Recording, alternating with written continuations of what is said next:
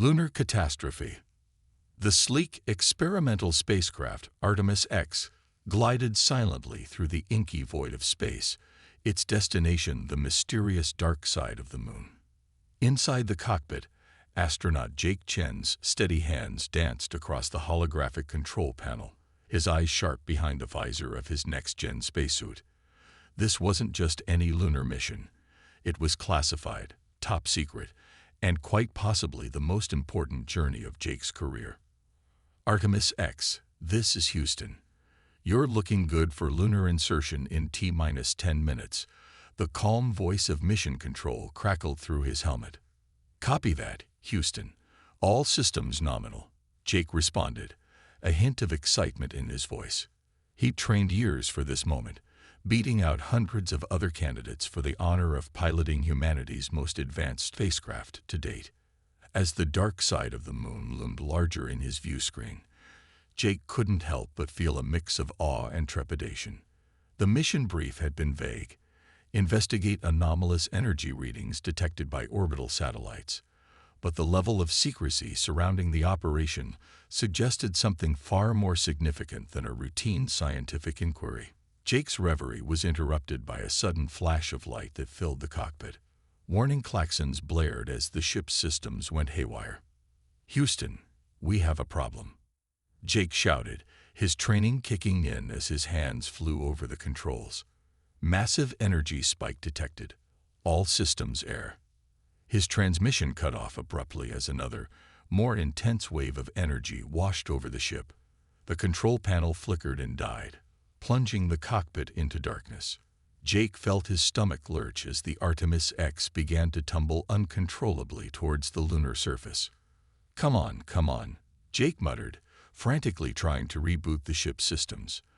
The moon's cratered surface spun dizzyingly in his view screen, growing larger by the second.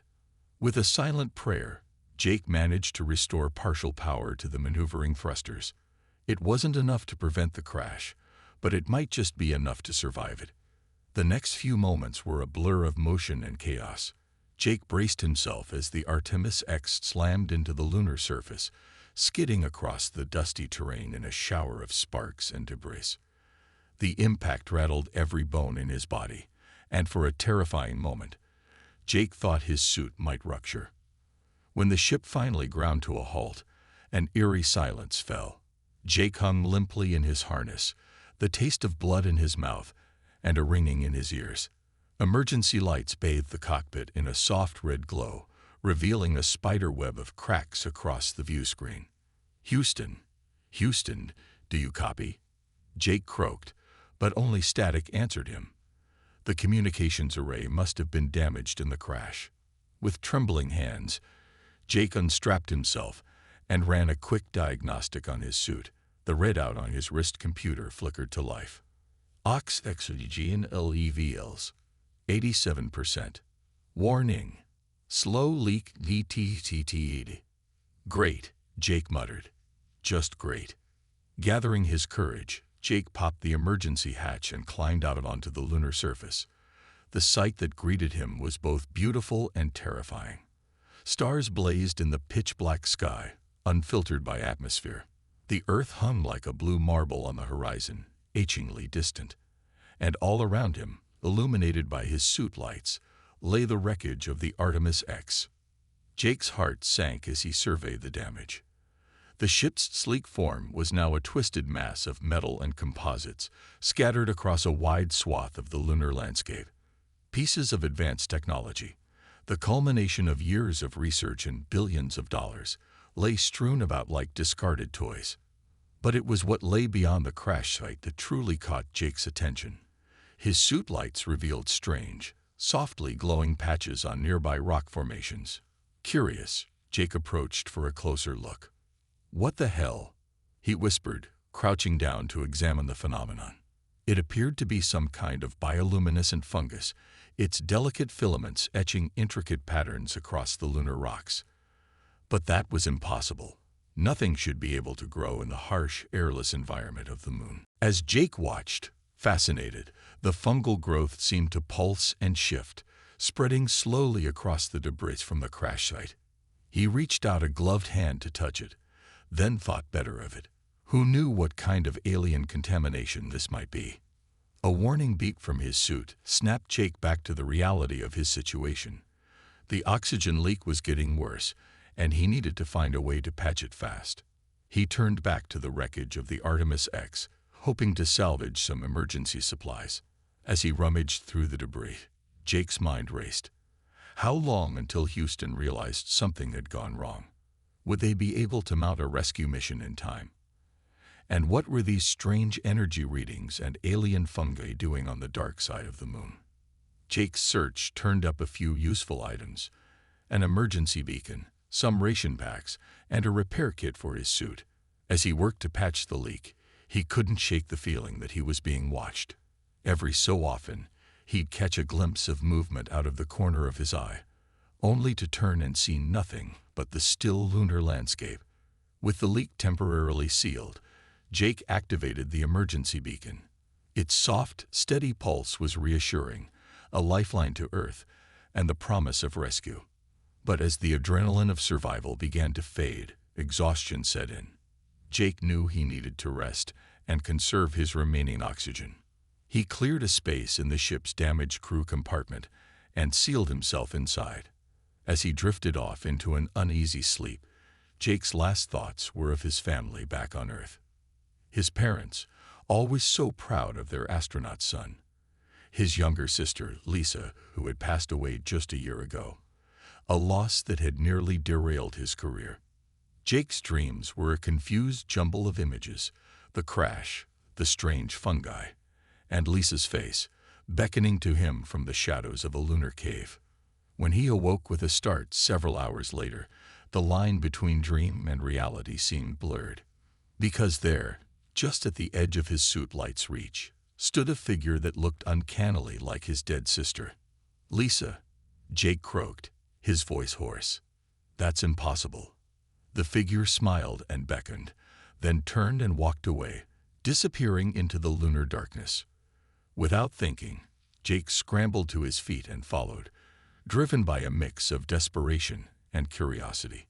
As he stumbled across the alien landscape, chasing the ghostly apparition of his sister, Jake failed to notice several crucial things. He didn't see the way the bioluminescent fungi pulsed in sync with the figure's movements.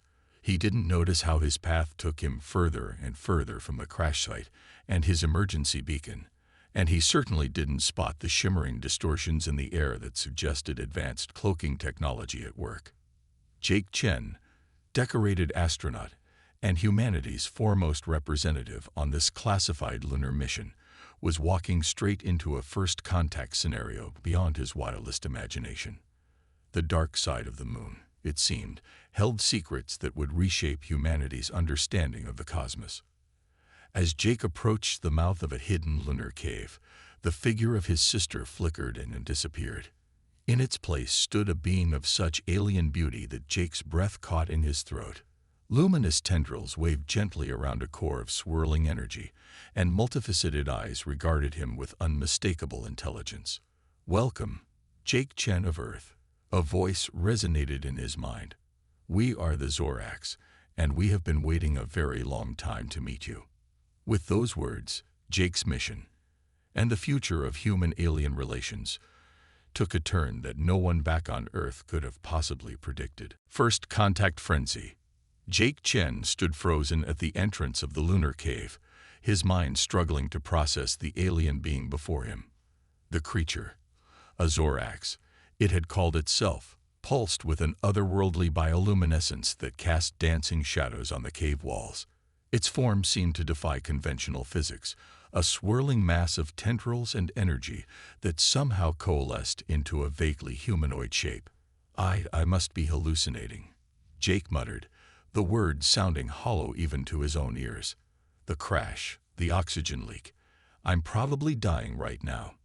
The Zorax tilted what Jake assumed was its head, a ripple of colors flowing through its body. "Your vital signs indicate elevated stress levels, but you are very much alive, Jake Chen." It communicated directly into his mind. The sensation was disconcerting, like a thought that wasn't his own had suddenly blossomed in his consciousness. Jake took a hesitant step backward, his astronaut training warring with his instinct to flee. How do you know my name? And why did you appear as my sister? A sound like chiming crystals filled the air. Was the alien laughing? We have been observing your kind for some time. Jake Chen. Your thoughts are loud. As for the form we took, we simply projected an image we knew would draw you to us safely. We mean you no harm. Before Jake could respond, a commotion erupted from deeper within the cave. More Zoraks emerged, their bodies a riot of shifting colors and pulsing light. They communicated in rapid bursts of thought and emotion that Jake couldn't fully comprehend, but the general sentiment was clear: panic. What's going on? Jake asked, tensing as the alien swirled around him in agitation. The first Zoraks, which Jake had mentally dubbed Shimmer, turned its attention back to him. Your presence here was unexpected. Some of my kind fear that your crash was not an accident, that you were sent to discover us.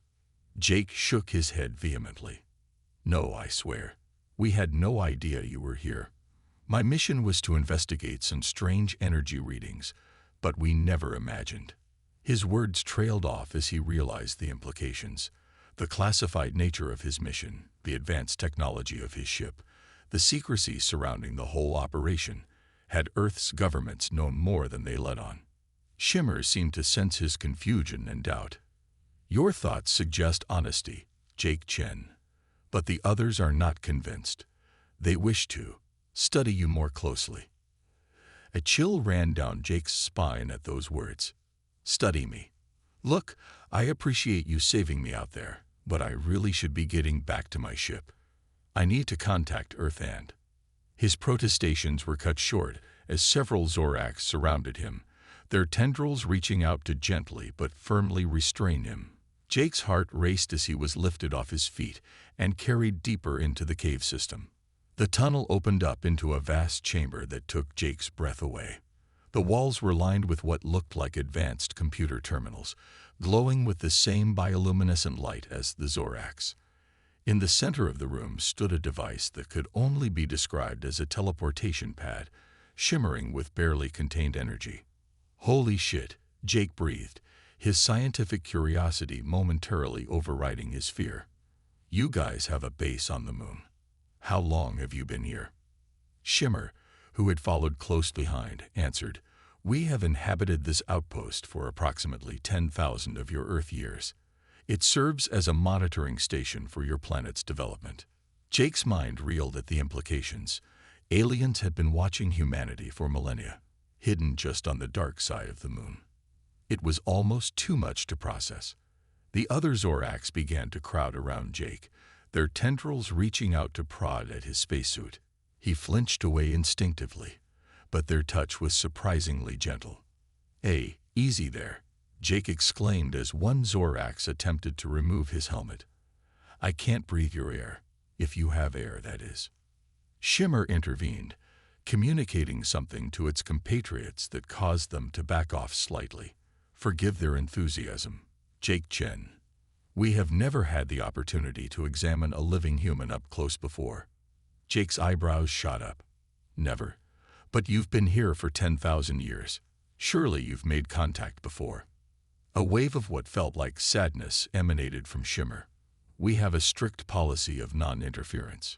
Your species must develop on its own, without outside influence. But your direct discovery of our outpost complicates matters. As if to underscore the point, alarms began to blare throughout the chamber. The Zoraks burst into another frenzy of silent communication, colors flashing between them at a dizzying pace. What's happening now? Jake asked, a note of exasperation creeping into his voice. This first contact was not going at all how he'd imagined it. Shimmer's form pulsed with what Jake was beginning to recognize as anxiety. Your people have noticed your disappearance. They are mounting a rescue mission to your crash site. If they discover our outpost... Jake understood the gravity of the situation. Two advanced civilizations, coming face to face for the first time in human history. It could either be the dawn of a new era or the spark that ignited interstellar conflict. Let me talk to them, Jake suggested, an idea forming. I can explain what happened, ease them into the idea of your existence. We can make this first contact a peaceful one. The Zoracs conferred among themselves, their bodies swirling in complex patterns. Finally, Shimmer turned back to Jake. Your proposal has merit, but it carries great risk. How can we trust that your people will react peacefully? Jake thought for a moment, then slowly removed his helmet. The Zoracs recoiled in surprise as he took a deep breath of their atmosphere, which, remarkably, seemed compatible with human physiology. Trust goes both ways, Jake said, meeting Shimmer's multifaceted gaze. I'm putting my life in your hands. All I ask is that you give humanity a chance. There was a moment of tense silence, broken only by the continuing alarms. Then, gradually, the Zoracs began to relax, their colors shifting to calmer hues. Shimmer approached Jake, its tendrils gently brushing his face in what he sensed was a gesture of respect. Your bravery is admirable, Jake Chen. We will follow your lead in this matter. As the Zoracs prepared to return Jake to the crash site, he couldn't help but smile at the absurdity of the situation. He had trained for years to pilot experimental spacecraft, but nothing could have prepared him for impromptu alien diplomacy. Just before they left the hidden base, Jake turned to Shimmer with a grin. You know, where I come from, we usually start first contacts with a handshake. He held out his hand, and after a moment of confusion, Shimmer extended a tendril to meet it. The resulting handshake was awkward and slightly slimy, but it was a start. As they made their way back to the lunar surface, Jake's mind raced with the implications of what was to come. He had crashed on the moon expecting a routine mission, and instead found himself at the center of humanity's greatest discovery. Whatever happened next, Jake knew that the universe would never be the same, and neither would he. Cultural clash and cosmic comedy.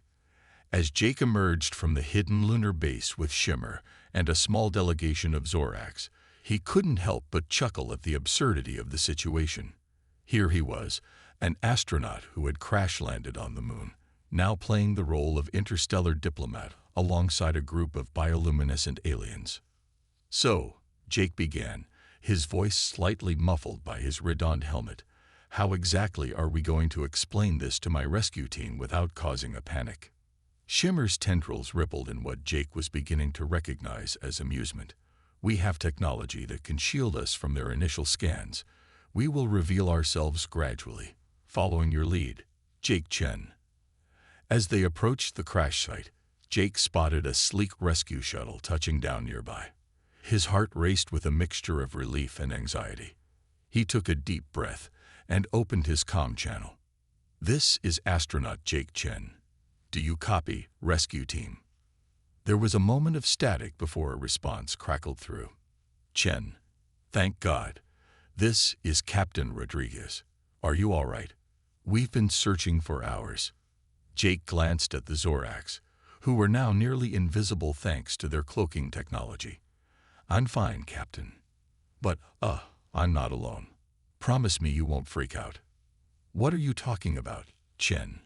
Rodriguez's voice was laced with confusion. Jake signaled to Shimmer, and slowly, the Zoracs began to decloak. He heard gasps and exclamations over the comm as the rescue team caught sight of the aliens. Holy shit, Rodriguez exclaimed. Chen, are those aliens? Affirm, Captain, Jake replied, trying to keep his voice calm and steady. Meet the Zoracs. They've been here a while, and they're friendly, I think. What followed was perhaps the most awkward first contact in the history of both species.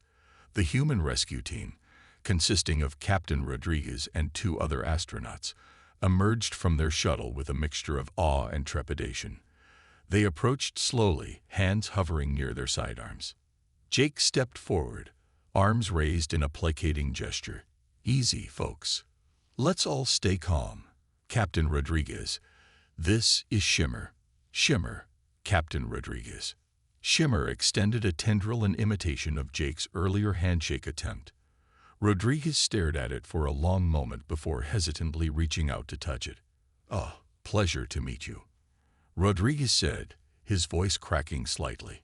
The moment their hands, or hand and tendril, touched, Shimmer inadvertently broadcast a burst of emotion and imagery directly into Rodriguez's mind. The captain yelped and jumped back, his eyes wide. "What the hell was that?" he exclaimed. Jake couldn't help but laugh. "Yeah, they communicate telepathically. Takes some getting used to." As the initial shock wore off, the humans and Zorax began to interact more freely. The other astronauts, Dr. Yuki Tanaka and Major Chris Barnes, approached with scientific curiosity and military caution, respectively. Dr. Tanaka was particularly fascinated by the Zorax's bioluminescent properties. The applications for medicine and technology could be revolutionary, she exclaimed, her scientist's mind already racing with possibilities. Major Barnes, on the other hand, was more concerned with security implications. How long have they been here? What are their capabilities? Are there more of them? Jake found himself playing interpreter, mediator, and cultural ambassador all at once. He explained human concepts to the Zorax and alien ideas to his fellow astronauts, often with hilarious results. When Jake mentioned that humans needed to eat regularly, the Zorax were baffled. Shimmer projected an image of photosynthesis, suggesting that surely evolved beings would have developed a more efficient energy system. "Wait, you guys photosynthesize?" Jake asked, amazed. Dr. Tanaka's eyes lit up. "Fascinating. Their biology must be entirely different from ours. I wonder what their cellular structure is like." In return, the Zorax were equally puzzled by many human behaviors. When Major Barnes sneezed, the aliens recoiled in alarm, believing he was expelling some sort of defensive toxin. No, Jake laughed, trying to explain. "It's just a reflex. Totally harmless." The Zorax then attempted to replicate the sneeze, resulting in a bizarre display of rippling tendrils and flashing colors that had the humans in stitches. As the impromptu cultural exchange continued, Jake couldn't help but marvel at the scene. Here they were on the surface of the moon, two species from entirely different worlds, fumbling through their first interactions with a mixture of curiosity, caution, and unintentional comedy. The real challenge came when they tried to explain complex human concepts like politics, art, or love. Jake struggled to convey these ideas to the Zorax, whose society operated on principles so alien that direct translation was often impossible. "So let me get this straight," Shimmer communicated after a particularly confusing explanation of human governance. "You willingly choose temporary leaders through a process of mass preference signaling, even though many of your species lack comprehensive understanding of complex policy issues." Jake rubbed the back of his helmet sheepishly. "Well, when you put it like that, it does sound a bit weird." Captain Rodriguez chimed in. "To be fair, we've been trying to figure out a better system for centuries." The Zorax's attempt to explain their own societal structure left the humans equally baffled. From what Jake could gather, it involved a complex system of collective consciousness, temporal fluidity, and multidimensional decision-making that made his head spin. As the hours passed, the initial tension gave way to a sort of giddy camaraderie. The sheer improbability of their situation seemed to break down barriers faster than any formal diplomatic process could have. Dr. Tanaka taught the Zorax a simple hand-clapping game, which they enthusiastically attempted to replicate with their tendrils. The result was a tangled mess that had everyone, human and alien alike, convulsing with laughter. Major Barnes, despite his initial reservations, found himself engaged in what could only be described as an interstellar arm wrestling contest with one of the Zorax. The alien's malleable form made for a surprisingly even match. Even Captain Rodriguez loosened up, attempting to teach Shimmer a military marching cadence. The sight of a bioluminescent alien trying to march in step while chanting "I don't know but I've been told" was something none of them would ever forget. As their lunar day drew to a close, Jake realized that in just a few short hours, they had laid the groundwork for a relationship that could change the course of human history. Despite the vast differences between their species, they had found common ground in curiosity, humor, and the simple joy of discovery. "You know," Jake said, addressing both his fellow humans and the Zorax, "I crashed on this moon expecting to conduct some routine experiments. Instead, I found new friends and a whole new perspective on the universe." Shimmer's form glowed warmly. "And we who have watched your kind from afar for millennia have found that there is still much to learn through direct interaction. Perhaps it is time for both our species to embark on a new journey together." As they prepared to return to Earth, Jake couldn't help but wonder how the rest of humanity would react to the news of their new alien neighbors. One thing was certain: life for everyone on the pale blue dot hanging in the lunar sky would never be the same again. With a mix of excitement and trepidation, Jake realized that their real adventure, and the true test of human-Zorax relations, was only just beginning. Earth's unexpected defense. The journey back to Earth aboard the Zorax ship was a surreal experience for Jake and his fellow astronauts. The alien vessel moved with an impossible grace, seeming to bend the very fabric of space around it. Stars streaked past the viewports in dazzling arrays of light, and the moon rapidly shrank behind them. "This is incredible," Dr. Tanaka breathed, her face pressed against a viewport. "We're traveling faster than light, aren't we? How is this possible?" Shimmer's form rippled with what Jake had come to recognize as pride. "Our drive system utilizes quantum entanglement to create localized wormholes. We do not so much move through space as we do rearrange it." Major Barnes whistled low. And here we were, thinking our ion engines were hot stuff. As Earth grew larger in their view, a palpable tension filled the ship. This was the moment of truth, the official first contact between humanity and an advanced alien civilization. Jake's mind raced with the potential outcomes. Would they be welcomed with open arms, or would panic ensue? Captain Rodriguez's voice cut through Jake's thoughts. "We should probably alert mission control of our unique situation." Jake nodded, reaching for the comm system. But before he could activate it, alarms blared throughout the Zorax ship. The smooth journey suddenly became turbulent, and Jake felt a lurch in his stomach as the vessel came to an abrupt halt. "What's happening?" he asked, steadying himself against a console. Shimmer's colors flashed in patterns of confusion and concern. "We've encountered some kind of barrier. It's unlike anything we've seen before." The view screen shifted, showing a shimmering, nearly invisible field surrounding the Earth. The Zorax ship hovered just outside its perimeter, unable to proceed. "That's impossible," Major Barnes muttered, squinting at the display. "We don't have the technology to create a planetary shield." But as Jake stared at the barrier, a memory stirred in the back of his mind. Something from his advanced training, a footnote in history that had seemed inconsequential at the time. "Wait a second," he said slowly, the pieces falling into place. "I think I know what this is. It's Project Umbrella."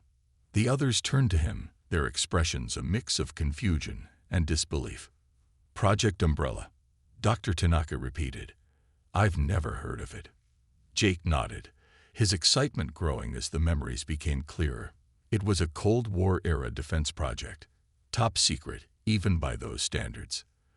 The idea was to create an energy barrier around Earth that could repel any incoming threats, missiles, asteroids, or, he paused, looking at Shimmer, alien invasions. Captain Rodriguez frowned. "But that's crazy. We didn't have that kind of technology back then. And even if we did, why haven't we heard about it?" "Because it didn't work," Jake explained. "Or at least, they thought it didn't. The project was scrapped and buried so deep that it became little more than a conspiracy theory. But somehow, it must have activated when we approached." Shimmer's form pulsed with curiosity. "Your species created this defense system without realizing its true potential. Fascinating. But how do we deactivate it?" Jake ran a hand through his hair, racking his brain for more details. "I'm not sure. The system was designed to be foolproof, controlled only by. His eyes widened as the final piece clicked into place. The nuclear football. The what now? Major Barnes asked, bewildered. The nuclear football, Jake repeated. It's a briefcase that follows the U.S. president everywhere. It's supposed to contain the codes for launching nuclear weapons, but what if it also controls Project Umbrella? The implications of this revelation hung heavy in the air. They were so close to Earth, yet completely cut off. And the only way to potentially deactivate the barrier was through one of the most heavily guarded objects on the planet. Shimmer's tendrils waved in agitation. We cannot simply remain here. Our presence will soon be detected by your global monitoring systems. As if on cue, the comm system crackled to life. Unidentified vessel, this is United States Space Command. You have entered restricted aerospace. Identify yourself immediately or face defensive action. The tension in the ship ratcheted up several notches. Jake exchanged worried glances with his fellow astronauts before taking a deep breath and activating the comm. Space Command, this is astronaut Jake Chen of the Artemis X mission. Please do not take any aggressive actions. We are aboard an alien vessel and are attempting to initiate peaceful first contact. There was a long pause before the response came. Astronaut Chen, please verify your identity using Mission Protocol Alpha Tango 7. Jake quickly rattled off a series of codes and personal identifiers. Another tense moment passed before Space Command responded. Identity confirmed. Chen, what the hell is going on up there? Over the next few minutes, Jake gave a condensed version of events. His crash, the discovery of the Zorax, and their current predicament with the energy barrier. As he spoke, he could almost feel the disbelief and shock radiating from the other end of the comm. Stand by, Astronaut Chen. The voice from Space Command finally said, We're escalating this to the highest levels. Do not, repeat, do not attempt to breach the barrier. As they waited for further instructions, the Zorax ship maintained its position just outside the shimmering field. Shimmer and the other aliens conferred among themselves, their bodies flashing in complex patterns of light and color. Your leadership must be informed of the full situation, Shimmer communicated to Jake. We come in peace, but this barrier prevents us from proving our intentions. Jake nodded, understanding the delicate nature of their position. I know, but we need to handle this carefully. One wrong move and we could spark a global panic. Hours passed in tense waiting. The Earth rotated slowly beneath them, a beautiful blue marble tantalizingly out of reach. Jake found himself marveling at the irony. He had traveled to the moon and made first contact with an alien species, only to be barred from returning home by humanity's own forgotten defense system. Finally, the comm crackled back to life. Astronaut Chen, please stand by for a direct communication from the President of the United States. A collective intake of breath filled the Zorax ship. This was it, the moment that would define human-alien relations for generations to come. The President's voice, tense but controlled, filled the ship. Astronaut Chen, I've been briefed on your extraordinary situation. We're working to verify your claims and determine the best course of action. In the meantime, can you assure us that these aliens pose no threat to Earth? Jake looked at Shimmer, who nodded encouragingly. Mr. President, I can assure you with absolute certainty that the Zorax come in peace. They've had the technology to conquer Earth for thousands of years if they wanted to. Instead, they've chosen to reveal themselves now, in the spirit of mutual understanding and cooperation. There was a pause before the President responded. Very well. We're assembling a team to investigate this Project Umbrella and determine if it can be safely deactivated. Until then, maintain your position and continue to report any developments. The world's leaders are being notified. As we speak, Chen, the fate of human-alien relations is in your hands. Don't let us down. As the communication ended, Jake felt the weight of responsibility settle on his shoulders. He turned to face both his fellow humans and the Zorax, all watching him expectantly. "Well," he said with a nervous chuckle, "I guess we've got some time to kill. Anyone up for teaching the Zorax how to play chess? Humanity's hidden strengths." As hours stretched into days, the Zorax ship maintained its position just outside Earth's energy barrier. Inside, an unlikely group of humans and aliens had formed a tenuous but growing bond. Jake found himself at the center of it all, bridging the gap between two vastly different species. "Check," Jake said with a grin, moving his knight into position on the holographic chessboard that Shimmer had created. The Zorax's tendrils rippled in what Jake now recognized as frustration. "This game is most perplexing, Jake Chen. The rules are simple, yet the possibilities seem endless." Dr. Tanaka chuckled from her position nearby, where she was engrossed in studying Zorax technology. "That's the beauty of it, Shimmer. It's a perfect representation of human strategic thinking." Their impromptu cultural exchange was interrupted by the crackle of the comm system. "Astronaut Chen, this is Mission Control. Please prepare for a briefing with the International Task Force." Jake straightened, his game forgotten. "Copy that. Mission Control. Standing by." The view screen flickered to life, revealing a panel of serious-faced officials from various nations. At the center sat a woman Jake recognized as Dr. Elena Volkov, one of the world's leading quantum physicists. "Astronaut Chen," Dr. Volkov began, her accent a mix of Russian and American, "we've made some progress in understanding Project Umbrella. It appears to be a quantum entanglement field, far more advanced than anything we thought possible for its time." Jake leaned forward, intrigued. "How is that possible? We didn't have that kind of technology back then." Dr. Volkov's expression was grim. "We didn't. At least, not officially. Our investigation suggests that Project Umbrella may have been based on non-terrestrial technology." A murmur went through both the human astronauts and the Zorax. Shimmer's form pulsed with surprise. "Are you suggesting that your species had prior contact with extraterrestrial life?" The scientist on the screen nodded slowly. "It's a possibility we're considering. The project's original documentation is fragmented, but there are references to a benefactor providing key insights." Jake's mind reeled at the implications. Had Earth been visited before? And if so, by whom?